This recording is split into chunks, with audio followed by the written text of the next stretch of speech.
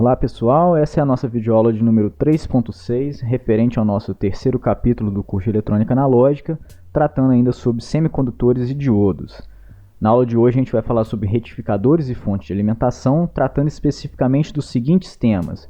Vamos revisitar o retificador de meia onda e ver alguns exemplos de aplicação, e aí a gente vai ver sobre os retificadores de onda completa, especificamente duas topologias, o retificador a 2 diodos, que emprega um TEP ou tomada central, e o retificador a 4 diodos, que emprega uma ponte retificadora.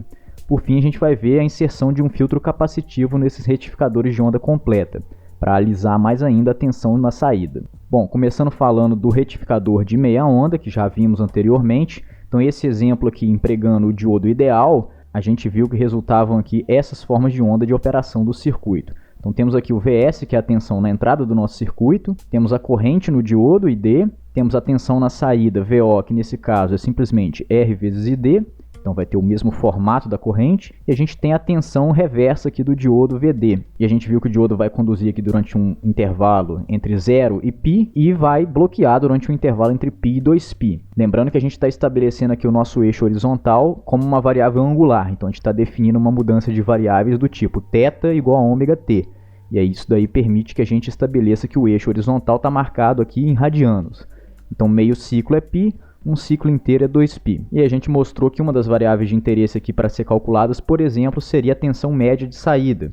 E a gente mostrou que a tensão média de saída nesse caso, pela definição de média, seria 1 sobre 2π da integral dentro do período inteiro da tensão. Só que essa tensão não é nula somente entre 0 e π. Então a nossa integral aqui vira de 0 e π, Vs de pico sendo θ dθ. E essa integral vai resultar para a gente aqui numa tensão média Vs de pico sobre π. Então essa era a aplicação empregando o diodo ideal. A gente pode mostrar o que acontece se a gente decidir usar o modelo de um diodo real, por exemplo, queda de tensão constante. Então vamos considerar que o diodo tem uma queda de tensão constante que a gente vai denominar de VD0. A gente vem tracejado quais seriam as formas de onda do diodo ideal para comparar quais são as formas de onda do diodo real aqui. Então a gente vê que o diodo não entra em condução imediatamente em θ igual a 0, nem sai de condução em θ igual a π. Ele entra em condução um pouco atrasado e sai de condução um pouco antes. Isso se deve a uma mínima tensão que é necessária para vencer a queda direta de condução do diodo aqui, que a gente chamou de VD0. A forma de onda de tensão na saída também vai estar deslocada para baixo de um valor VD0, por isso que o pico aqui é Vs menos VD0. E a gente vê que a tensão de bloqueio reversa também tem esse deslocamento. Então durante a condução do diodo nós não temos tensão nula, nós temos uma queda de tensão igual a VD0 aqui demarcada. Nesse caso aqui, se a gente quiser calcular a tensão média de saída, a gente pode fazer uma simples aproximação aqui, que seria a seguinte. Vamos calcular a tensão em cima do VO real, que nesse caso tem a queda de tensão do diodo VD0 sendo considerada, mas vamos considerar que o alfa é muito pequeno, portanto o beta é muito próximo do π. Então são os ângulos de entrada e saída de condução do diodo aqui. E aí, se a gente fizer essa aproximação, a gente vai ver que a tensão de saída aqui vai dar Vs sobre π menos VD0 sobre 2, tá? Calculando essa integral aqui. De novo, eu estou aproximando, portanto eu estou calculando essa integral não entre alfa e beta, e sim entre 0 e π. Aqui a gente consegue ver também uma forma gráfica de visualizar o significado da média. Então a média é aquela reta no seu gráfico onde você consegue estabelecer que a área em cima dele em relação à curva de tensão e abaixo dele também em relação à curva de tensão, então a área compreendida entre a média e a curva da tensão que você está tirando a média, essas áreas são iguais, que é o que está sombreado aqui em cinza na tensão de saída. Então esse exemplo mostra as modificações que a gente faria numa análise com diodo real. Vamos ver um outro exemplo aqui de retificador de meia onda, que também é interessante de verificar, que se comporta bem similar ao anterior. Nesse exemplo aqui, eu estou conectando um retificador de meia onda a uma carga de tensão constante, que eu estou simbolizando por uma bateria aqui VB. Isso aqui poderia ser, por exemplo, um carregador simples, né? Algum tipo de circuito para fornecer potência a essa bateria aqui no momento de carga dela, por exemplo. Aqui eu vou considerar o modelo do diodo ideal, para facilitar um pouco as coisas, e a gente tem uma resistência R aqui em série com esse diodo para limitar a corrente. As formas de onda idealizadas que a gente veria nesse circuito são as seguintes. O que a gente vê aqui é que o diodo ele conduz por um intervalo angular que eu estou chamando aqui de gama, e ele deixa de conduzir quando a tensão cai abaixo da tensão da bateria VB. Então o diodo entra em condução quando o Vs fica acima do VB, que é quando ele vai ficar diretamente polarizado, e sai de condução quando o Vs fica abaixo do VB. que é quando ele fica reversamente polarizado. Esses intervalos respectivos eu estou chamando de alfa para o ângulo de entrada de condução e beta para o ângulo de saída de condução. Pelo esboço e a simetria aqui da forma de onda senoidal da operação, a gente consegue ver que a relação entre alfa e beta e gama são as seguintes. O beta é π menos alfa, né? Então o beta está atrás do π pelo valor alfa, que é o de entrada de condução, e o gama, intervalo total aqui, é a diferença dos dois, beta menos alfa, que vai dar π menos 2 alfa. A gente vê na onda de tensão reversa do diodo aqui, que ela é a onda de entrada, Vs, deslocada para baixo por um valor menos Vb. Então isso significa que o diodo lá reversamente polarizado, ele tem que suportar um pico inverso de tensão que é igual ao vale da tensão menos Vs somado à tensão da bateria aqui, né? Então menos Vs menos Vb de tensão total. Isso aqui a gente pode extrair inclusive dessa equação de malha simples aqui, a lei de Kirchhoff de tensão, onde Vs tem que ser igual a RD mais VD mais VB para todo instante. Inclusive a gente consegue ver isso graficamente, né? A gente consegue projetar que o VD mais RD, que é a onda da corrente, a gente consegue imaginar que ela tem o mesmo formato da tensão, RD, seria somados as duas a tensão Vs, e subtraindo aqui a tensão da bateria. O pico de tensão sobre a resistência, se eu quiser calcular qual é a corrente de pico, vai ser, obviamente, aqui em π sobre 2. θ igual a π sobre 2, que é quando o Vs é igual ao Vs de pico. Então, pela equação de malha, se a gente quiser calcular a corrente aqui empregando ela, a gente pode estabelecer que a corrente de pico na resistência vai ser Vs de pico menos Vb, então diferencial de tensão, sobre a resistência R. Agora, se a gente quiser, a gente pode estabelecer qual é o intervalo aqui gama de condução do diodo. Esse diodo entra em condução em alfa quando o Vs é igual a Vb. Então a gente pode escrever isso. O Vs é Vs π cosseno θ. Então no instante alfa aqui, o instante angular alfa, a gente tem Vs π cosseno alfa igual a Vb. E aí eu consegui inverter essa equação e mostrar que o ângulo de entrada de condução alfa é o arco seno de Vb sobre Vs pico, né? Então tem a ver com o arco seno da razão das duas tensões. Esse ângulo alfa de entrada de condução vai ser maior quanto for maior o Vb. Então vai ser menor o intervalo gama aqui de condução do diodo. A gente também pode fazer uma correlação aqui que é a seguinte. A gente tem o atraso temporal ΔT, que é necessário para o diodo entrar em condução. E a gente consegue correlacionar isso com a frequência angular, que é quem relaciona as duas variáveis aqui, angulares e temporais, através da equação. Se θ é igual a ômega-t, alfa é igual a ômega-ΔT, que é o intervalo correspondente a alfa aqui no domínio do tempo. Então, nosso ΔT seria alfa sobre ômega, caso eu quisesse calcular quantos segundos demora para o diodo entrar em condução desde t igual a zero. Por fim, se eu quiser calcular aqui o valor médio da corrente do diodo, por exemplo, para calcular qual é a potência média entregue à carga, ou qual a quantidade de carga que está sendo transferida a essa bateria, eu posso fazer o seguinte cálculo. A corrente média vai estar num valor aqui, e eu posso estabelecer que essa corrente não é nula somente entre alfa e beta. Então, se eu for fazer a corrente média aqui, lá na integral vai aparecer a integral entre alfa e beta. E vai aparecer a integral de qual equação? Vai aparecer da equação Vs π cosseno θ menos Vb sobre R, que é a equação da corrente instantânea D. E essa integração vai estar sendo feita então entre alfa e π menos alfa, que é o nosso beta. E a média aqui de novo eu tenho que dividir por 1 sobre 2π na equação angular que eu estou fazendo, né? A minha variável de integração é θ. Isso aqui vai dar 2Vs pico cosseno alfa menos Vb gama sobre 2πr. Então essa seria a solução, por exemplo, desse retificador alimentando uma carga a tensão constante. Agora a gente pode falar dos retificadores de onda completa. E aí a gente tem dois tipos de retificador de onda completa que vamos estudar aqui. Primeiro é o retificador com derivação ou tomada ou TEP central. Então ele emprega 2 diodos na retificação de onda completa. E a gente também tem a topologia do retificador em ponte, que emprega 4 diodos para realizar a retificação de onda completa. Essa ponte retificadora aqui ela pode ser desenhada de algumas formas diferentes, né? Então como esse losango, ou de uma forma mais linear, ou nessa forma mais quadrada. De qualquer forma, nós estamos representando aqui o mesmo circuito que emprega esses 4 diodos para fazer a retificação. E aí ele tem 2 portas para tensão alternada e 2 portas para tensão contínua. Então a gente tem uma porta cuja corrente pode ser bidirecional, entrar ou sair, e a gente tem uma porta onde a corrente tem um sentido unidirecional. Então, a função da retificação aqui, tornar a corrente unidirecional. No retificador com TEP central, a gente tem esses 2 diodos que compartilham aqui um catodo comum. Inclusive, é bastante comum a gente encontrar diodos que já vêm nesse encapsulamento de catodo comum para ser empregado num retificador desse tipo.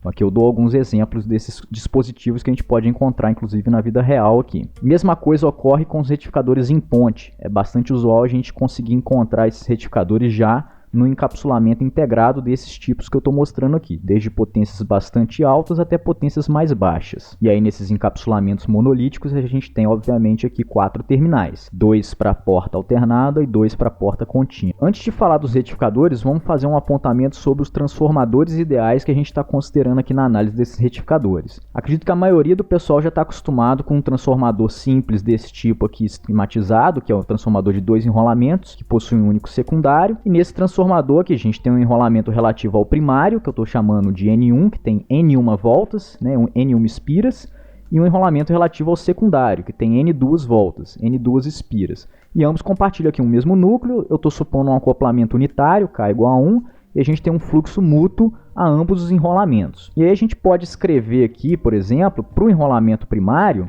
a gente tem um enlace de fluxo N1 dφm dt. Isso vai ser igual à tensão induzida no primário VG aqui que eu estou chamando. Isso vem lá da lei de Faraday-Lenz, da indução. E para o secundário a gente poderia estar escrevendo algo similar. Mas aqui a gente tem o mesmo fluxo φm, mas a gente tem um número de espiras N2. Então o nosso enlace é N2 dφm dt. Isso vai ser a tensão induzida no secundário Vs. Como esse fluxo é mútuo a ambos os enrolamentos, a gente consegue aqui estabelecer a seguinte equação. A gente tem que a relação entre as duas espiras, N2 para N1, é igual à relação às duas tensões dos enrolamentos, Vs para Vg. E esse N2 para o N1 a gente pode estabelecer aqui um nome simplesmente N. Então é a razão do N2 para o N1 é N. Então isso é o que é chamado da relação de espiras ou de transformação do transformador. E aí a gente tem, se esse N é maior do que 1, a gente tem um transformador elevador de tensão, porque isso significa que o N2 é maior que o N1. Se a gente tem um N menor do que 1, a gente tem um transformador abaixador de tensão, significa que o N1 é maior que o N2. E se a gente tivesse aqui um N igual a 1, a gente teria um transformador que nem eleva nem abaixa, ele somente isola as tensões, já que os enrolamentos são galvanicamente isolados aqui. Essa relação de transformação ou de espiras aqui retorna para a gente que as tensões que podem ser escritas nos dois enrolamentos estão relacionadas exatamente por essa relação. Então, se a tensão de entrada aqui no primário, VG, é um VG de pico seno θ, a gente tem uma tensão induzida no secundário Vs, que é N vezes esse Vg, que aqui eu estou chamando de Vs de pico seno θ. Então a nossa tensão no secundário desse transformador causa eu conecte ele lá na rede elétrica, por exemplo. E isso sai da relação de transformação, Vs é igual a N Vg. E a gente poderia aqui então propor um equivalente para esse secundário. Então é só a reflexão dessa tensão da rede elétrica referida aqui ao secundário. Então eu estou refletindo ela com uma amplitude N vezes Vg. Então o pico aqui, Vs pico, vai ser N vezes o Vg de pico. E essa tensão vai ser senoidal e em fase com a tensão da entrada lá, pela regra do ponto aqui do acoplamento dos dois enrolamentos. Bom, sabendo isso do transformador simples de 2 enrolamentos, a gente pode falar do transformador de 3 enrolamentos, que vai ter aqui 2 secundários idênticos, que é o elemento que a gente usa no retificador com tomada central. E aí a tomada central é esse ponto aqui, é o que a gente chama ou de uma derivação central, ou uma tomada central, ou um tap central, ou um ponto central, tá? Então ele é como se você pegasse lá 2 enrolamentos do secundário e conectasse eles em um ponto comum. E esses 2 enrolamentos estão enrolados no mesmo sentido, conforme está no desenho aqui do transformador. Aqui a gente continua tendo a relação de transformação, pelos mesmos motivos da lei de indução. Então N2 por N1, para qualquer um dos 2 secundários, vai ser Vs por Vg. Nesse caso aqui eu estou chamando da relação de transformação N também. Só significa que a gente tem 2 secundários. Então a gente poderia esquematizar da seguinte forma. Eu tenho um transformador 1 para N, já que eu tenho 2 secundários idênticos. E aí a tensão do secundário aqui aparece em 2 tensões, Vs de cima e o Vs de baixo, que tem amplitude idêntica e em fase conforme aqui eu estou esquematizando nesse ponto. Então, por exemplo, se eu tiver lá uma rede elétrica de 120 volts RMS, que se eu calcular multiplicando por raiz de 2 vai dar 169,7 volts de pico, se eu tiver um transformador com N igual a 0,1, portanto um transformador abaixador, 1 sobre 10, ele vai estar dividindo essa tensão por 10. Então vai aparecer em cada um desses 2 secundários aqui uma senoide de 12 volts RMS, portanto 16,97 volts de pico. E no sentido que eu estou mostrando aqui, elas vão estar em fase. A modificação que a gente faz na análise para o retificador é a seguinte. Vamos considerar que esse ponto central ele é um terminal de referência comum aos 2 enrolamentos. Já que ele é o ponto central, ele é o ponto comum aos 2 enrolamentos. E aí eu consigo medir a tensão em cada um desses extremos do enrolamento com relação a esse terra E eu vou verificar que o enrolamento de baixo vai ser como se ele tivesse invertido a tensão que eu estou medindo nele. Então lá em cima eu vou estar medindo, por exemplo, seno, e embaixo eu vou estar medindo menos seno. Então eu tenho um equivalente para esse secundário aqui envolvendo duas fontes. Uma lá em cima vai me retornar uma tensão para o terra mais Vs e a de baixo vai me retornar uma tensão para o terra menos Vs. Então eu tenho mais Vs vai ser Vs pico seno θ e o menos Vs vai ser menos Vs pico seno θ. Eu tenho duas senoides em antifase, ou seja, elas estão 180 graus defasadas uma da outra, da forma como eu estabeleci aqui meu ponto central como terminal comum de referência. Quando eu faço isso, eu consigo mostrar por que eu uso esse tipo de transformador no retificador de onda completa com tomada central. Porque os dois diodos aqui, D1 e D2, eles vão operar como se fossem dois retificadores de meia onda. Então, como a gente já estudou retificador de meia onda, a gente consegue entender o funcionamento desse cara. Então, o nosso equivalente para o secundário aqui são essas duas fontes VS, que no sentido que eu estou botando aqui, elas estão em fase. Mas vamos lembrar que eu estou estabelecendo aqui que o ponto central é o nosso ponto de referência. Como que vai ser a operação desse retificador? Durante o semiciclo positivo, então quando o nosso VS aponta para cima, então a tensão positiva no VS, lembrando que o VS é a senoide aqui do secundário, refletida, né? E lembrando também que o nosso θ a gente está definindo como ômega-t, e o ômega está relacionado com a frequência por 2π vezes f. Nosso semiciclo positivo aqui a gente está definindo o VS é maior do que zero. Então a gente está compreendendo o intervalo da senoide entre 0 e π. Nesse intervalo, quem tem condição de conduzir é o diodo D1. E aí a gente vai ter uma corrente aqui que circula então pelo diodo D1, vai até a carga e retorna pelo ponto central do nosso transformador. Então o diodo D2 está em bloqueio e a gente consegue observar inclusive que esse diodo D2 vai bloquear uma máxima tensão que é igual a 2 vezes a tensão de pico Vs. Isso por quê? Porque as duas fontes aparecem em série para esse diodo. Então esse diodo vai estar vendo as duas fontes Vs em série e o pico de ambas coincide aqui no sentido que eu estou estabelecendo no desenho. Então esse diodo vai bloquear o dobro da tensão de pico do secundário, de cada um dos secundários. Já no semiciclo negativo, o que a gente tem é o oposto. A gente tem a inversão do sentido da tensão, então o nosso Vs agora é negativo e a gente está compreendendo o intervalo aqui θ entre π e 2π. E aí a nossa corrente vai passar pelo D2, vai lá na carga, o D1 vai estar em bloqueio, a corrente de novo vai passar na carga descendo no mesmo sentido, portanto a gente tem o efeito da retificação, a corrente sempre está no mesmo sentido na carga, e vai retornar para a fonte Vs de baixo, que é o secundário de baixo do transformador, pelo ponto central desse transformador. De novo, o D1 estando em bloqueio aqui, ele vai ver uma tensão reversa de pico igual a 2 Vs de pico, já que as fontes de novo estão em série com relação ao que esse diodo está vendo quando ele não está em condução. E aí a gente tem o funcionamento aqui do retificador de onda completa com tomada central. As duas etapas, uma referente ao semiciclo positivo com D1 conduzindo, uma referente ao semiciclo negativo com D2 conduzindo. As formas de onda idealizadas, considerando diodos ideais aqui que vão resultar para a gente, são as seguintes.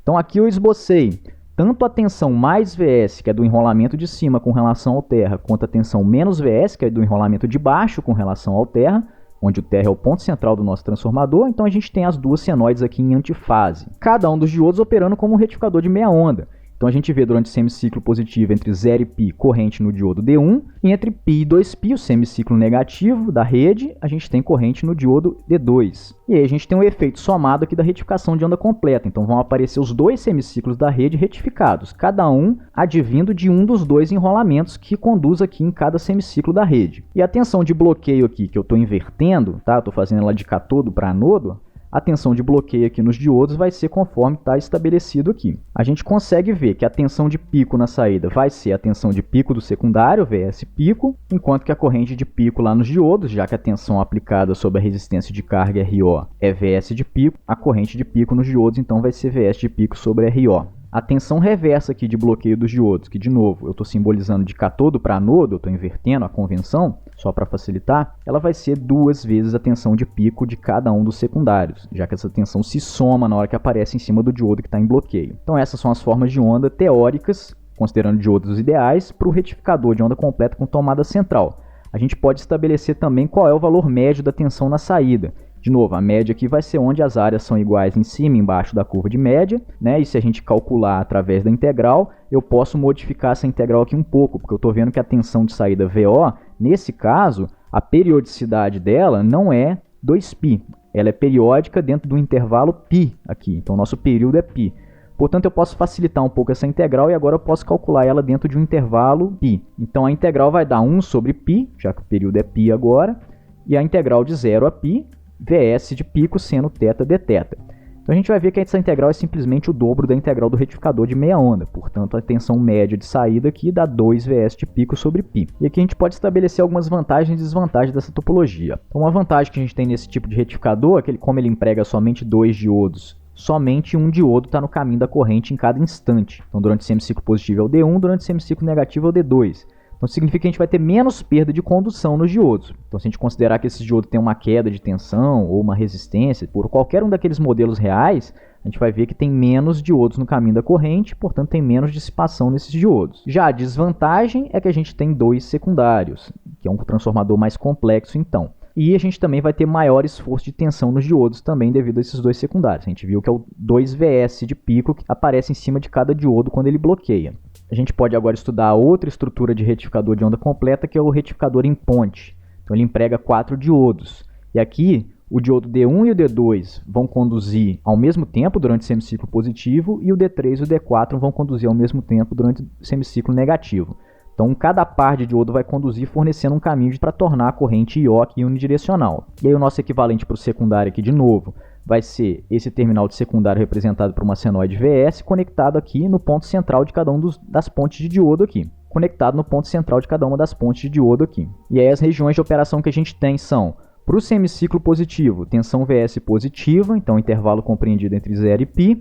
A gente tem corrente saindo da fonte Vs, passando pelo D1, passando pela carga descendo, então no sentido convencional aqui da tensão VO positiva, e retornando para a fonte Vs através do D2. Então a gente vê os 2 diodos conduzindo aqui no semiciclo positivo. O diodo D3 e D4 vão estar em bloqueio e cada um deles vai estar vendo uma tensão máxima de pico igual ao pico do secundário Vs. Isso porque o outro diodo está conduzindo, então ele está conectando aquele ponto a um dos terminais do diodo aqui. Então, por exemplo, o D4 tem o seu terminal de cátodo conectado no mais Vs através do D1, enquanto que o anodo dele está conectado lá diretamente no menos do Vs. Já o D3 ele tem um terminal de cátodo dele conectado no mais do Vs e o terminal de anodo dele vai estar conectado ao menos do Vs através do D2 que está conduzindo. Então, por isso que em cada diodo que não está conduzindo, que está em bloqueio, aparece uma tensão igual a Vs de pico. No semiciclo negativo a gente tem uma inversão da situação. Então a tensão vai ficar negativa, então inverte-se o sentido do Vs, e aí a corrente é forçada através do D4 e do D3, de novo descendo pela carga no mesmo sentido, então fazendo a retificação. Então ela sai da fonte, passa pelo D4, desce pela carga, sobe pelo D3 e volta para a fonte Vs. E aí aqui nesse caso quem está bloqueado é D1 e D2, e de novo pelos mesmos motivos eles vão estar bloqueando uma tensão igual à tensão de pico Vs. E aí a gente consegue agora esboçar quais vão ser as formas de onda, dado esses 2 estágios de funcionamento aqui, para o semiciclo positivo e para o semiciclo negativo. E as formas de onda são bastante similares do retificador de onda completa com TEP central. A gente tem aqui a nossa tensão de entrada do secundário Vs, durante o semiciclo positivo a condução do diodo D1 e do D2, durante o semiciclo negativo a condução do D3 e do D4. Portanto, são nesses diodos que a gente tem corrente em cada um dos intervalos respectivos aqui. Essa corrente de pico nos diodos vai ser a tensão Vs de pico dividido pelo RO, já que a tensão de saída de pico vai ser igual também à tensão do secundário de pico.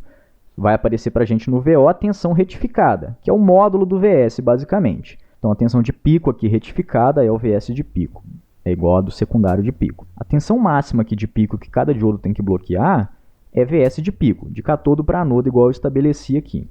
Então a gente tem uma vantagem com relação ao outro retificador. A gente pode estabelecer qual vai ser a tensão média na saída, pela mesma fórmula que a gente usou para o outro retificador.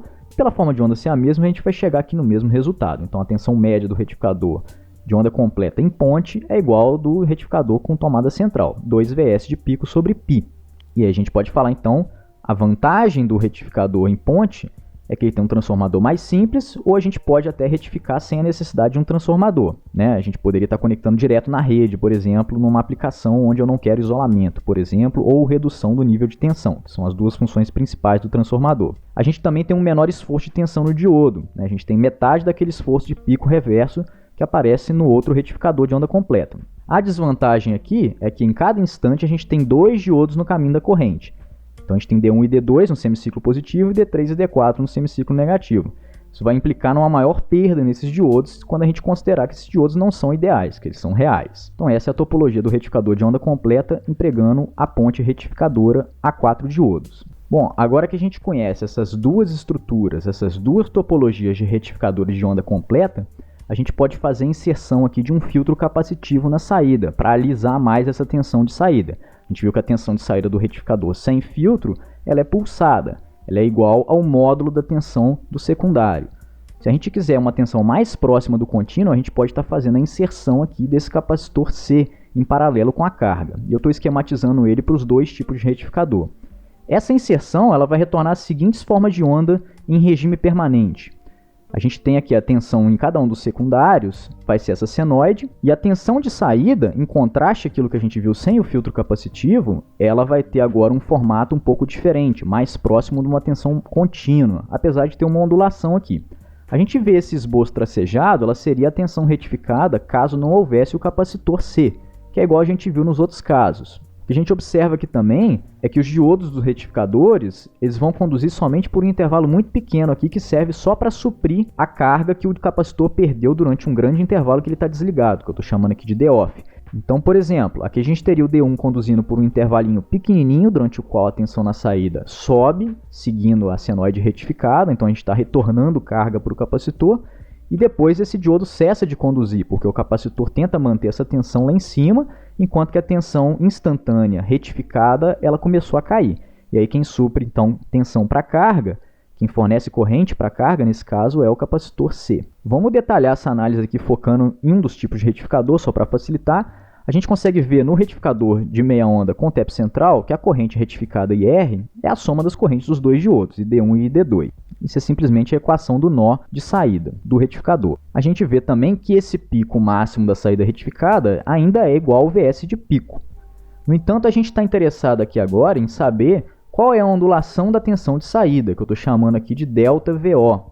Então é do mínimo valor que ela assume, que é quando o capacitor está no final da sua descarga, até o máximo valor aqui, que é o VS de pico. Então isso a gente está chamando de ΔVO. Para a gente calcular esse ΔVO, a gente vai relacionar o valor do capacitor C e o intervalo angular aqui durante o qual ele fornece corrente para a carga, então durante o qual esse capacitor está descarregando. Eu estou chamando esse intervalo angular aqui de ômega ΔT. Então durante esse intervalo aqui a gente tem uma descarga exponencial, só que ela é numa taxa praticamente constante. Então a gente vai usar isso a nosso favor. Então observa aqui que durante a rampa de subida a gente tem o capacitor sendo carregado pela corrente que é fornecida pelo retificador, porque a tensão de saída lá do capacitor caiu para um nível igual ou menor que o da rede retificada. Então vai permitir que os diodos conduzam, um dos dois diodos. Então na rampa de subida a gente tem a carga desse capacitor. Já na rampa de descida, que é a partir aqui do intervalo mais ou menos π sobre 2, a gente tem a descarga desse capacitor, que é quando o retificador cessa a sua condução, porque a tensão retificada instantânea ficou abaixo da tensão do capacitor. A gente vai assumir algumas hipóteses aqui para facilitar o nosso cálculo da ondulação. E essas aproximações elas são bastante adequadas quando o capacitor é suficientemente grande, que geralmente é o caso quando a gente quer projetar um retificador com filtro capacitivo. As hipóteses são: a gente vai assumir que a tensão de saída tem uma baixa ondulação, portanto seu valor médio VO é praticamente igual ao VS de pico. Então isso significa ΔVO tendendo a zero. A gente vai assumir também que esse intervalo angular que os diodos não conduzem, então durante o qual quem supre a carga é o capacitor, descarregando, é praticamente igual a meio ciclo angular aqui da rede. Então a largura angular aqui, ômega ΔT, seria igual a π. Terceira hipótese é que a corrente de descarga durante esse intervalo ômega ΔT aqui é praticamente constante durante o mesmo intervalo e igual à tensão de saída dividido pela resistência de carga RO. Então essa corrente é praticamente constante e vai ser igual a VO sobre RO, ou seja, VS de pico sobre RO, se a gente está assumindo que o VO é praticamente igual a VS de pico. Se a gente assume essas hipóteses, a gente está estabelecendo que a tensão de saída aqui, VO, pode ser muito bem aproximada por uma onda triangular igual a essa mostrada, que vai ser na prática quase uma dente de serra, onde a rampa de subida é quase instantânea, já que esses diodos aqui conduzem por um intervalo muito pequeno, que é o que a gente está assumindo na segunda hipótese, onde o ômega ΔT é praticamente igual a π. A gente vê também que essa onda triangular ela tem uma frequência igual ao dobro da frequência da rede lá, F, que é um efeito da retificação de onda completa. A ondulação da saída ela tem uma frequência dobrada da rede, porque o capacitor é carregado e descarregado uma vez por semiciclo, portanto 2 vezes por ciclo. Então, usando a aproximação de que o capacitor descarrega por um intervalo angular igual a meio ciclo da rede aqui, e nesse eixo aqui, θ igual a ômega-t, isso significa um intervalo angular de π, e como a gente sabe, a frequência angular está relacionada à frequência f da rede pela relação 2πf. Então, a gente pode reescrever esse intervalo aqui de tempo ΔT em função da frequência da rede da seguinte forma. O ΔT vai ser 1 sobre 2f, quando eu fizer a substituição aqui de ômega ΔT igual a π na equação ômega igual a 2πf. Então, a gente vê que o ΔT é igual a meio período, né? 1 sobre 2f. Para a gente relacionar a ondulação de tensão com as demais variáveis, a gente emprega aquela relação clássica de corrente e tensão no capacitor, que é C dVO dt igual a IC. Só que aqui a gente está fazendo a aproximação da descarga do capacitor por uma rampa decrescente de inclinação constante. Então, a gente pode reescrever o C dVO dt por C ΔVO sobre ΔT. Como a gente também aproximou aqui a corrente de descarga do capacitor por um valor constante de valor VO sobre RO, e o VO a gente está aproximando pelo Vs de pico, o rearranjo dessa equação leva a seguinte relação para o ΔVO. O ΔVO, então substituindo todas as variáveis aqui no lado direito da equação do C dVO dt, e substituindo o IC durante o intervalo ΔT aqui por Vs de pico sobre RO, a gente chega numa equação para o ΔVO, uma equação de projeto. Então, ΔVO é igual a Vs de pico dividido por 2FROC. Essa é a equação de projeto do capacitor, porque agora a gente consegue relacionar as duas variáveis de interesse com os demais parâmetros do circuito, como a carga, RO, a tensão de pico do secundário, Vs de pico, e a frequência da rede elétrica F aqui. Interessante a gente notar que o intervalo ômega ΔT aqui é o intervalo durante o qual o capacitor transfere para a saída uma carga aqui ΔQ que ele absorveu quando o retificador conduzia. Essa carga, ΔQ, é essa área sombreada aqui debaixo da curva do diodo. Então, cada diodo supre de volta para o capacitor, quando ele conduz, uma carga ΔQ aqui que ele perdeu durante a descarga. Esse ΔQ, logicamente, pela definição do capacitor, Q igual a CV, está relacionado com ΔVO. Então, ΔQ igual a C ΔVO. Então, a relação direta aqui com a capacitância, que é de onde a gente extrai originalmente aquela relação C dVO dt. E a gente usa aqui para deduzir a ondulação. Então, significa que para absorver e integrar a mesma quantidade de Q de carga, menos ondulação significa necessariamente uma capacitância maior e, portanto, um intervalo de condução menor do retificador aqui, onde esse ΔT vai tender cada vez mais a meio ciclo da rede. Então, essa é a forma de analisar, essas são as aproximações que a gente pode fazer, são boas aproximações, se vocês fizerem uma simulação, vocês vão ver que na prática condiz relativamente bem, principalmente com maior esse capacitor C de filtragem for feito, mais essas ondas vão se parecer com o que está esboçado aqui de teórico, e a gente pode projetar o capacitor aqui através dessa equação do ΔVO, relacionando as variáveis de interesse. Então, essa seria uma equação de projeto para um retificador de onda completa com filtro capacitivo. Isso conclui a nossa aula sobre retificadores, agradeço a atenção e até a próxima.